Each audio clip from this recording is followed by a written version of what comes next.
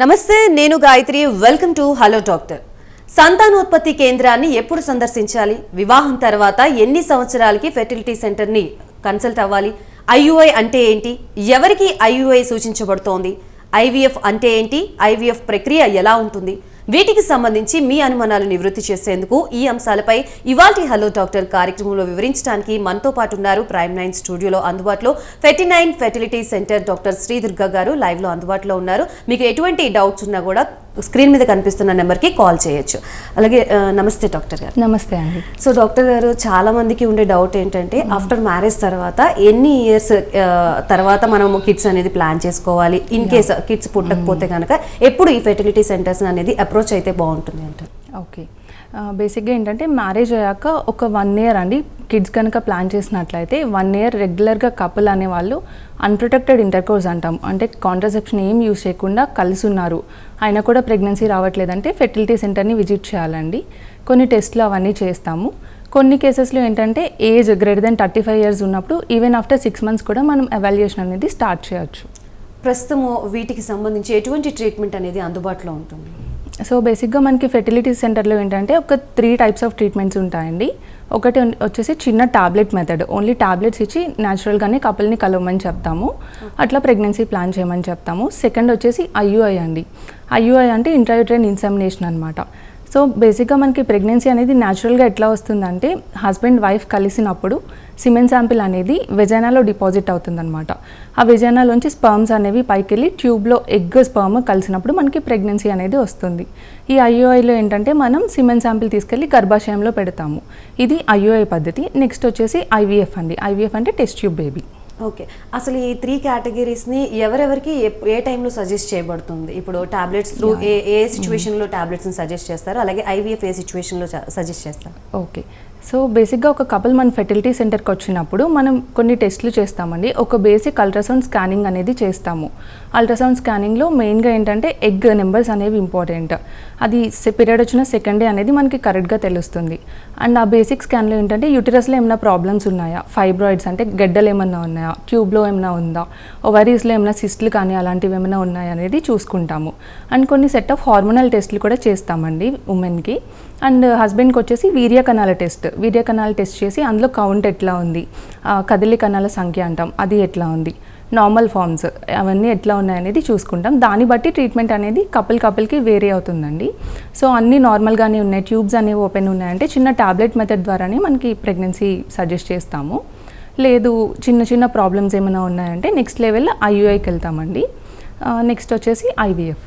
Okay, so ఈ IUI అంటే ఏంటి? అసలు ఐయుఐని ఎవరికి సజెస్ట్ చేస్తూ ఉంటారు? సో ఐయుఐ అంటే ఏంటంటే ఇంట్రాయూటరైన్ ఇన్సెమినేషన్ అండి. దీంట్లో మనం ఎలా చేస్తామంటే పీరియడ్ వచ్చిన సెకండ్ డే నుంచి కొన్ని టాబ్లెట్స్ ఇస్తామన్నమాట ఉమెన్కి. టాబ్లెట్స్ ఇచ్చి ఒక డే 8 డే 10 వచ్చేసి స్కాన్కి పిలుస్తాము. స్కాన్కి పిలిచి అందులో ఎగ్ ఎలా గ్రోత్ అవుతుంది అనేది చూస్తాము. ఎగ్ అనేది ప్రాపర్ సైజ్ వచ్చాక అప్పుడు మనం ఒక ట్రిగ్గర్ ఇంజెక్షన్ అనేది ఇస్తాము. ట్రిగ్గర్ ఇంజెక్షన్ ఇచ్చి ఎగ్ రిలీజ్ అయిన 35 hours-కి ఐయుఐ ప్రాసెస్ చేస్తామండి. ఐయుఐ రోజు ఏంటంటే సిమెన్ శాంపిల్ అనేది తీసుకుంటాం హస్బెండ్ దగ్గర. ఆ సిమెన్ శాంపిల్ని ప్రాపర్గా వాష్ చేసి అందులో డెడ్ స్పర్మ్స్ అనేవన్నీ రిమూవ్ చేసి కదిలే కణాల సంఖ్య ఎక్కువ ఉన్న సిమెన్ శాంపిల్ని తీసుకెళ్ళి ఉమెన్ యొక్క గర్భాశయంలో పెడతామన్నమాట. ఇది అసలు ఏం పెయిన్ఫుల్ ప్రొసీజర్ కాదండి, డే కేర్ ప్రొసీజర్. ఉమెన్ వచ్చిన ఒక 2 to 3 hours-లో ప్రొసీజర్ మొత్తం కంప్లీట్ అయిపోతుంది. సో దీంట్లో న్యాచురల్గా కన్నా ఒక 4 to 8% సక్సెస్ రేట్ ఎక్కువ ఉంటుంది.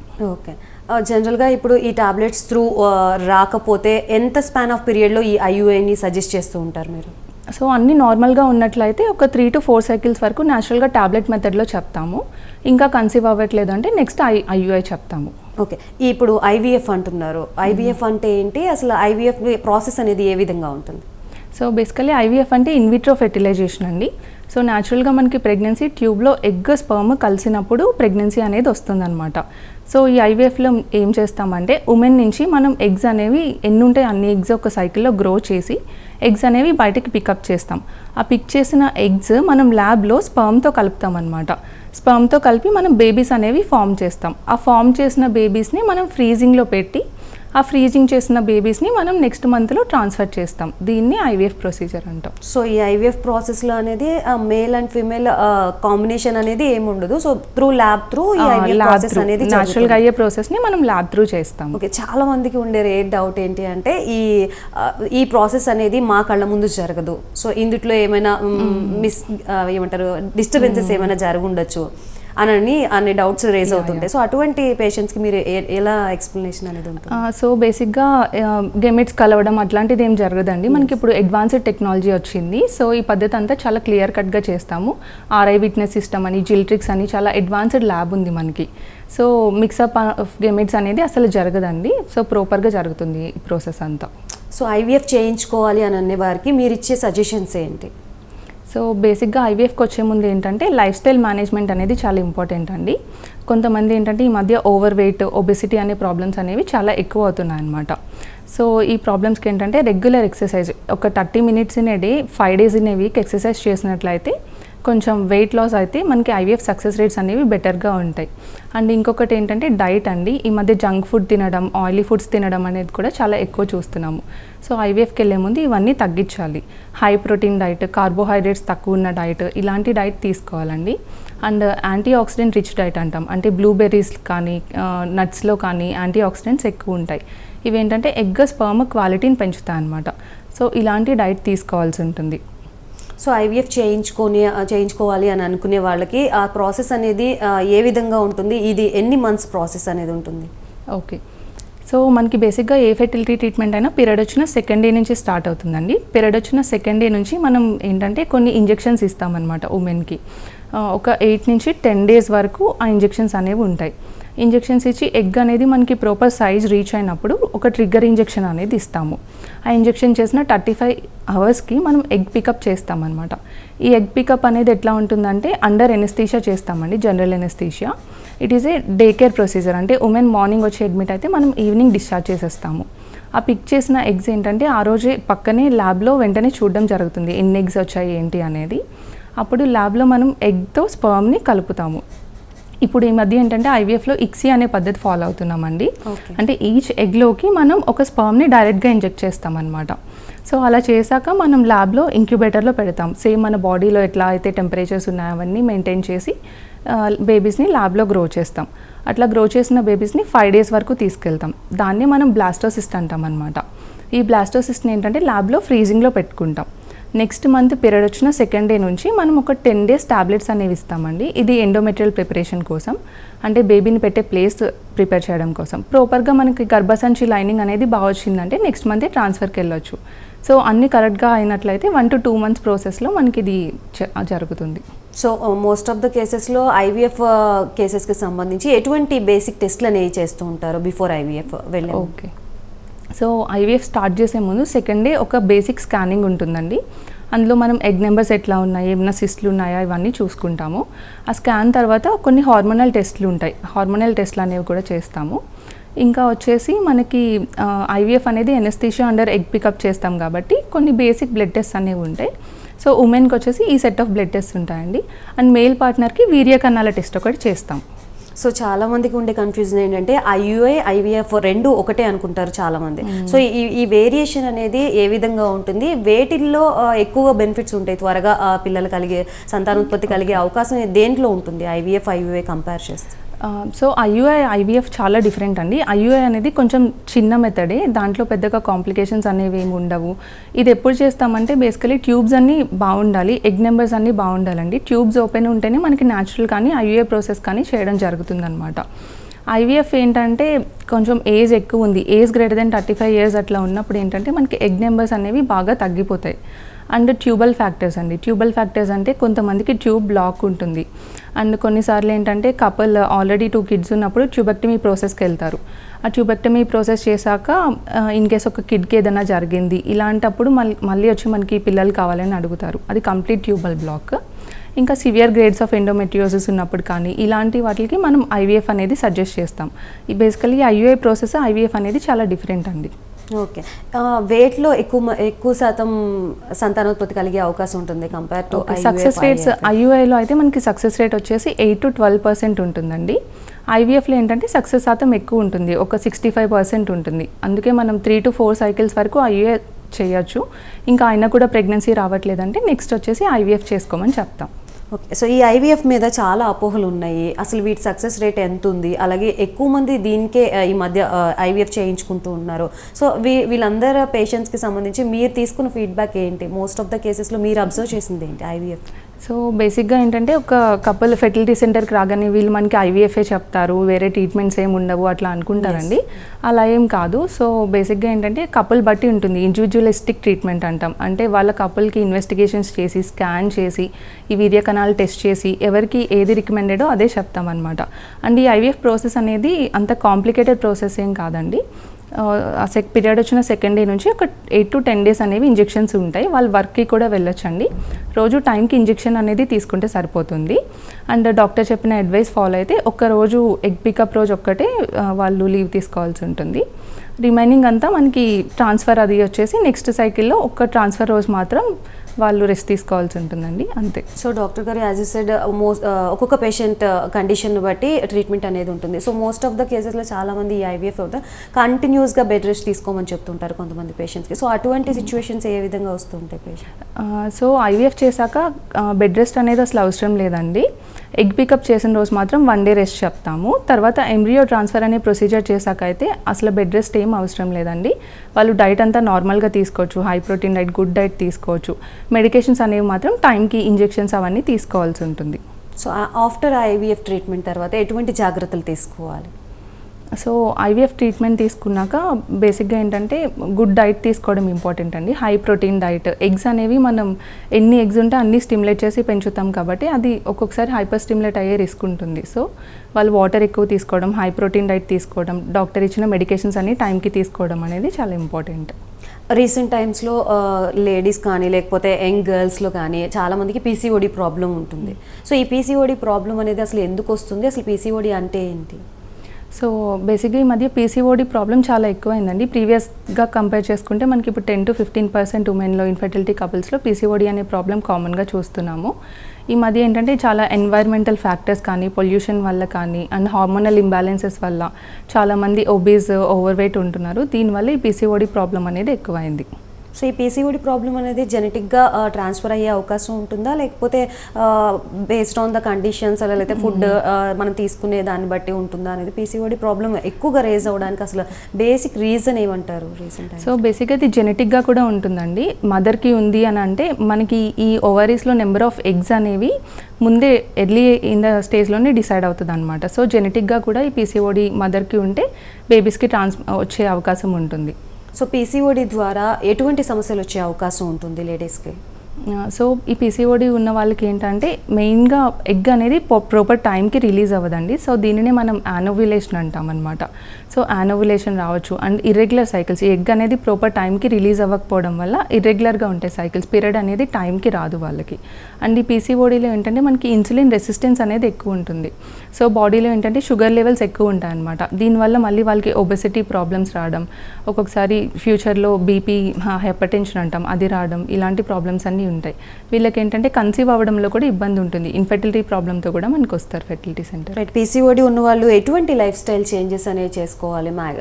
బిఫోర్ మ్యారేజ్ అయితే ఎటువంటి లైఫ్ స్టైల్ చేంజెస్ చేసుకోవాలి? ఆఫ్టర్ మ్యారేజ్ అయితే ఎటువంటి కేర్ తీసుకుంటే ఇది పీసీఓడి ప్రెగ్నెన్సీకి అడ్డు కలగకుండా ఉంటుంది?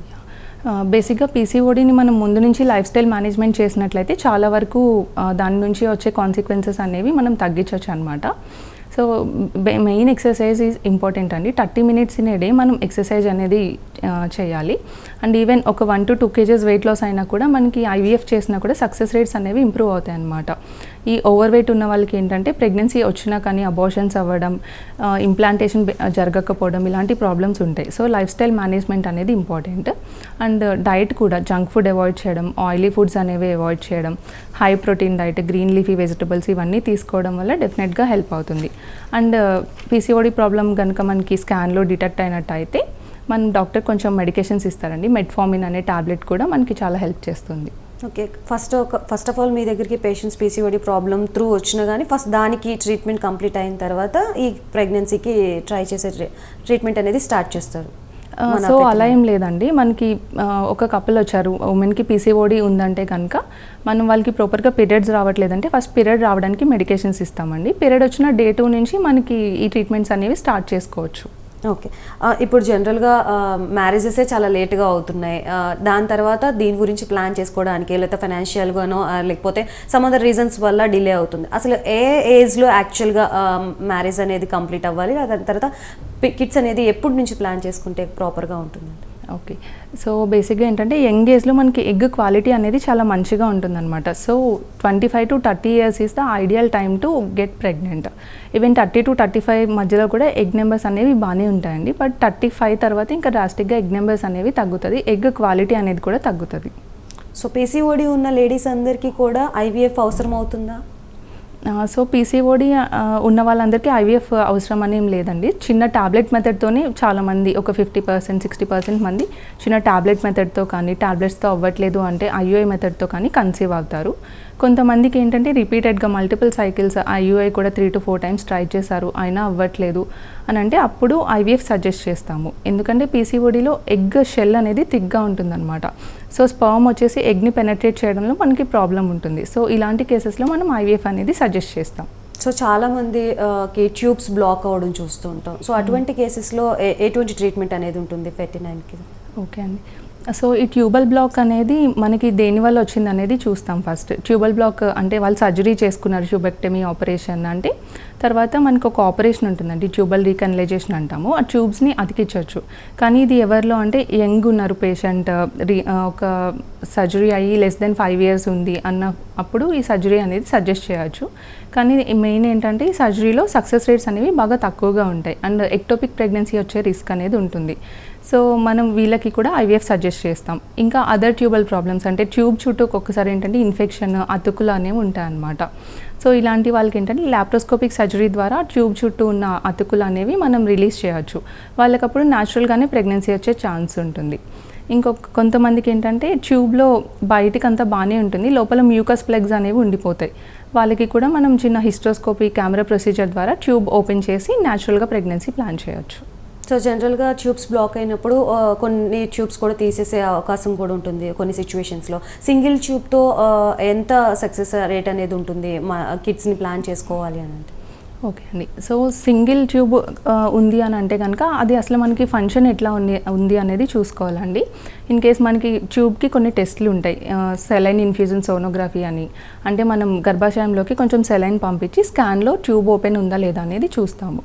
సో ట్యూబ్ కనుక ఓపెన్ ఉన్నట్లయితే ఒక సైడ్ ట్యూబ్ ఓపెన్ ఉన్నా కానీ మనకి న్యాచురల్గా ప్రెగ్నెన్సీ వచ్చే ఛాన్సెస్ ఉంటాయండి. కానీ మనకి ఎగ్ అనేది ఎటు డెవలప్ అవుతుంది అని చూసి ప్రాపర్గా మానిటర్ చేసుకుని ఈవెన్ ఐయుఐ పద్ధతి చేసుకున్నట్లయితే మనకి న్యాచురల్గానే ప్రెగ్నెన్సీ వచ్చే ఛాన్స్ ఉంది. సో నార్మల్గా ఈ ట్యూబల్ బ్లాకింగ్కి సంబంధించి సర్జరీని ఎక్కువగా సజెస్ట్ చేస్తూ ఉంటున్నారు డాక్టర్స్. నిజంగానే సర్జరీ నీడ్ ఉందా, లేకపోతే కొంతమంది ఇంటెన్షనల్ ఏమంటారు నీడ్ లేకపోయినా కూడా సర్జరీ చేస్తున్నారు. ఇప్పుడు కిడ్స్ని డెలివరీ చేసేటప్పుడు కూడా చాలామంది సర్జరీ జరుగుతుంది. సో నిజంగానే నీడ్ ఉంటుందా, most of the time risk తీసుకోకూడదని డాక్టర్స్ అలా చేస్తున్నారు అనే డౌట్ అయితే ప్రతి ఒక్కరిలో ఉంది. సో దానికి ఏం చెప్తారు? యాక్చువల్లీ అయితే అన్ని టెస్ట్లన్నీ చేసి ప్రాపర్గా మనకి అవసరం ఉంది అని అంటేనే ట్యూబల్ సర్జరీ అనేది చేస్తామండి, అన్నెసెసరీగా చేయక్కర్లేదు. ఎందుకంటే మనకి ట్యూబ్ అనేది చాలా ఇంపార్టెంట్. న్యాచురల్గా ప్రెగ్నెన్సీ అనేది మనకి ట్యూబ్లోనే ఫామ్ అవుతుంది అనమాట. ఆ ట్యూబ్లో వచ్చిన ప్రెగ్నెన్సీ మనకి 5వ రోజు వచ్చేసి గర్భాశయంలో ఇంప్లాంట్ అవుతుంది. సో ఏమైనా అతుకులు అనేవి ఉన్నాయి, ట్యూబల్ బ్లాక్ ఉంది, అలాంటప్పుడే మనం ట్యూబల్ సర్జరీ అనేది సజెస్ట్ చేస్తాం యూజువల్లీ. అండ్ సిజేరియన్ సెక్షన్ ఏంటంటే బేసికలీ ఐవీఎఫ్ ప్రెగ్నెన్సీ అనేది చాలా ప్రీషియస్ ప్రెగ్నెన్సీ కింద కన్సిడర్ చేస్తాము. సో ఐవీఎఫ్లో నార్మల్ డెలివరీ చేయకూడదు అనేది ఏం లేదు. మనకి ఉమెన్ యంగ్గా ఉన్నారు, ఏ other complication sugar, BP, thyroid ఇట్లాంటి ఏమీ ఎక్కువ లేవు, నార్మల్ డెలివరీకి పెల్విస్ అంతా బాగుంది అన్నట్లయితే నార్మల్ డెలివరీ కూడా ఖచ్చితంగా ట్రై చేయొచ్చండి. సి సెక్షన్ చేయాలని ఏం లేదు. ఈ మధ్య సి సెక్షన్ రేట్ అనేది కొంచెం పెరిగింది, ఎందుకంటే మనకి ఫీటల్ మానిటరింగ్ అంటాం, బేబీ హార్ట్ బీట్ చెక్ చేసే డివైజెస్ అన్నీ ఎక్కువ అందుబాటులోకి వచ్చాయి కాబట్టి.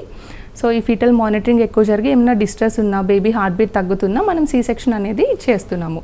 ప్రీవియస్గా అన్నీ నార్మల్ అయ్యేవి అని అంటే అప్పుడు కొంచెం మోర్టాలిటీ రేట్ కానీ, బేబీస్ డిస్ట్రెస్లో ఉండడం కానీ, ఎన్ఐసీలో పెట్టడం కానీ అది కొంచెం ఎక్కువ ఉండేది. So coming to normal pregnancy ఉన్నప్పుడు కొన్ని ఎక్సర్సైజెస్ అలా సజెస్ట్ చేస్తూ ఉంటారు. సో ఈ త్రూ ఐవీఎఫ్ కానీ లేకపోతే ఐయుఐ ప్రాసెస్లో కానీ ప్రెగ్నెన్సీ అనేది వచ్చినప్పుడు సో వాళ్ళకి మీరు ఎటువంటి ఎక్సర్సైజెస్ దట్టు ఏమైనా సజెస్ట్ చేసే అవకాశం ఉంటుందా? వారు కూడా చేయాల్సిన అవసరం ఉంటుందా? యా, డెఫినెట్లీ ఎక్సర్సైజెస్ అనేవి చేయొచ్చండి. ఏ ప్రెగ్నెన్సీలో అయినా కొంచెం ఫస్ట్ నుండి కొంచెం న్యాచురల్గా యోగా ఇలాంటివన్నీ చేసినట్లయితే ప్రెగ్నెన్సీ జర్నీ కూడా చాలా స్మూత్గా అవుతుంది. వాళ్ళకి నార్మల్ డెలివరీ అయ్యే ఛాన్సెస్ కూడా పెరుగుతుంది. కానీ కొన్ని కాంప్లికేషన్స్ ఉంటాయండి, అంటే సెర్వైకల్ స్టిచ్ వేయడం కానీ అలా కొన్ని కాంప్లికేషన్స్, ప్లెసెంటా ఒక్కొక్కసారి కిందకు ఉంటుంది, మాయ కిందకు ఉండడం అంటాము. ఇలాంటి కాంప్లికేషన్స్ ఏమైనా ఉన్నప్పుడు డాక్టర్ అడ్వైస్ ఫాలో అవ్వాలి. సో నార్మల్గా ప్రెగ్నెన్సీ వచ్చి డెలివరీ చేసే వాళ్ళకి కూడా దట్టు ఈ ఐవీఎఫ్ ఐయుఐ పద్ధతి ద్వారా చేసే వాళ్ళకి సిజేరియన్ జరుగుతూ ఉంటుందా? వాళ్ళకి కూడా నార్మల్ డెలివరీ జరుగుతుంది అని అంటుంటున్నారు. నిజంగా వాళ్ళకి కూడా నార్మల్ డెలివరీ జరిగే అవకాశం ఉంటుందా? అవునండి, ఈవెన్ నార్మల్ ప్రెగ్నెన్సీ అయినా ఐవీఎఫ్ అయినా పేషెంట్కి డిఫరెన్స్ ఉంటుంది. సో అన్నీ బాగున్నాయి, బేబీ వెయిట్ మనకి పెల్విస్ బేబీ వచ్చేలా ఉంది నార్మల్ డెలివరీలో అంటే ఈవెన్ ఐవీఎఫ్ ప్రెగ్నెన్సీలో కూడా మనం నార్మల్ డెలివరీయే సజెస్ట్ చేస్తాము. లేదు ఏమైనా కాంప్లికేషన్స్ ఉన్నాయి, ట్విన్ బేబీస్ ఎస్పెషల్లీ, ఇట్లాంటి కేసెస్లో మనం సి సెక్షన్ అనేది సజెస్ట్ చేయడం జరుగుతుంది.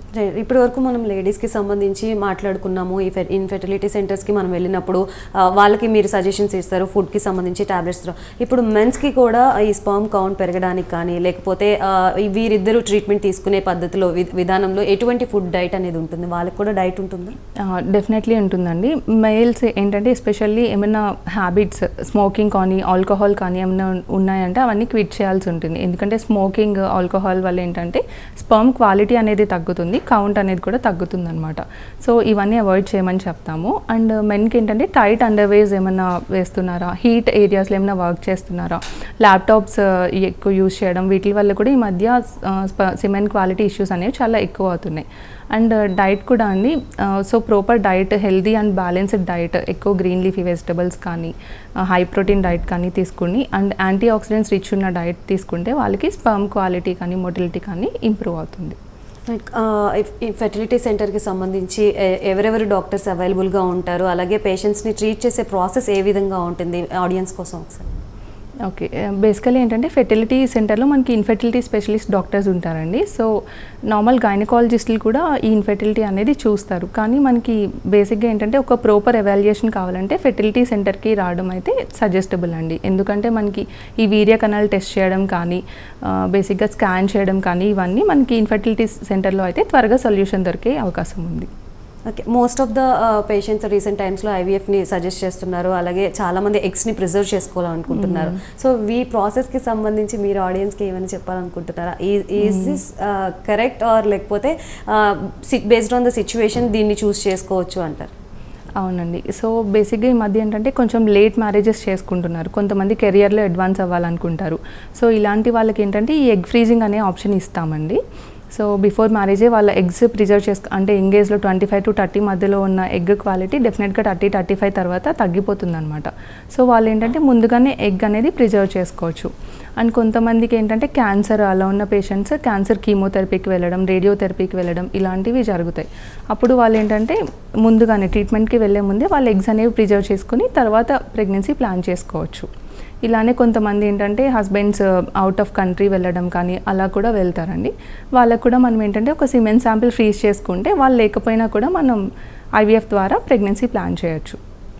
సో ఈ ఐవీఎఫ్ ఐయుఐ ప్రాసెస్ ద్వారా కొన్ని ప్రాబ్లమ్స్ అనేవి ఫేస్ చేస్తూ ఉంటారు. సో ఆ డోనర్ ఎవరు అనే దాని గురించి, సో ఈ సీక్రెసీ అనేది మెయింటెనెన్స్ ఉంటుందా, లేకపోతే డోనర్ని ఇంట్రడ్యూస్ చేస్తూ ఉంటారా పేషెంట్స్కి కొన్ని సిచ్యువేషన్స్లో? సో డోనర్ని ఇంట్రడ్యూస్ చేయడం జరగదండి, ఇదంతా చాలా కాన్ఫిడెన్షియల్గానే ఉంటుంది కపుల్కి. మనకి ఏంటంటే బేసిక్గా డోనర్ బ్యాంక్స్ అనేవి ఉంటాయి, ఆ బ్యాంక్ నుంచే మనం ఈ ఎగ్ డొనేట్ చేసే వాళ్ళని తీసుకుంటాం అనమాట. సో ఇదంతా కాన్ఫిడెన్షియల్గానే ఉంటుందండి, బయటకు అసలు రివీల్ చేయడం జరగదు. ఓకే, 39 హాస్పిటల్లో మీరు టేక్ ఓవర్ చేసిన ఒక కేసు గురించి లేకపోతే ఏదైనా ఎక్స్పీరియన్స్ అయిన సిచ్యువేషన్ ఏదైనా ఉందో దాని గురించి చెప్తారు? యా సో బేసిక్గా కొంతమంది కపుల్స్కి ఏంటంటే ఉమెన్కి సడన్గా స్కాన్ చేసినప్పుడు గర్భాశయంలో ఎనామలీస్ అంటాం, అంటే పుట్టుకతోనే వాళ్ళకి కొన్ని ఎబ్నార్మాలిటీస్ ఉంటాయండి. అంటే ఒక సైడ్ యూట్రస్ అనేది అసలు ఫామ్ కాకపోవడం కానీ, ట్యూబ్ అనేది మొత్తం ఫామ్ కాకపోవడం, అట్లాంటి కేసెస్ మన ఫెర్టిలిటీ సెంటర్లో చాలా వస్తాయి. అలా వచ్చిన పేషెంట్కి ఒక యూనికార్నివేట్ యూట్రస్ అంటాం, ఒక సైడ్ ట్యూబ్ మొత్తం వాళ్ళకి ఉండదు అనమాట, ఒక్క సైడే ఉంటుంది. వాళ్ళకి మనం తనకి ఎగ్ నెంబర్స్ కూడా తక్కువ ఉన్నాయి, తనకి ఎగ్ రిట్రీవ్ చేసి మనం ఎంబ్రియో ట్రాన్స్ఫర్ అనేది చేసాము. వాళ్ళకి కూడా ప్రెగ్నెన్సీ వచ్చిందండి. సో యాక్చువల్గా ఐయుఎఫ్ పద్ధతిలో పిల్లల్ని కన్నప్పుడు వాళ్ళ చేతిలో ఏమంటారు, వాళ్ళ చేతిలో ఏముండదు, maximum most of the doctors suggestions through పోతారు కదా. సో అలాంటి సిచ్యువేషన్లో కొంతమంది ట్విన్స్ కావాలని కోరుకుంటారు. పాసిబుల్ అవుతుందా ఐవీఎఫ్ ఐయుఏ త్రూ ట్విన్స్ పుట్టే అవకాశం ఉంటుందా? ఈవెన్ న్యాచురల్ ప్రెగ్నెన్సీలో కానీ, ఐయుఏలో కానీ, ఐవీఎఫ్లో కానీ ట్విన్స్ వచ్చే ఛాన్స్ ఉంటుందండి. కానీ మనం ఖచ్చితంగా ట్విన్స్ వస్తుందని ఐవీఎఫ్లో కూడా చెప్పలేము. మనం బేసిక్గా ఏంటంటే 2 ఎంబ్రియోస్ అనేవి మనం గర్భాశయంలో పెడతాము. మన రీసెంట్ గైడ్లైన్స్ ప్రకారం కూడా మ్యాక్సిమం 2 ఎంబ్రియోసే ట్రాన్స్ఫర్ చేస్తామండి గర్భాశయంలో. సో ఒక్కొక్కసారి 2 బేబీస్ అతుక్కుంటే కనుక ఒక 10 to 15% కేసెస్లో ట్విన్ ప్రెగ్నెన్సీ వచ్చే ఛాన్స్ కూడా ఉంది ఐవీఎఫ్లో. Right, thank you so much doctor Sridurga గారు ఫర్ బీయింగ్ హియర్. సో చూశారు కదా, ఇది ఇవాల్టి హలో డాక్టర్ కార్యక్రమం. మరొక కార్యక్రమంతో మళ్ళీ కలుద్దాం. అంతవరకు సెలవు, నమస్తే.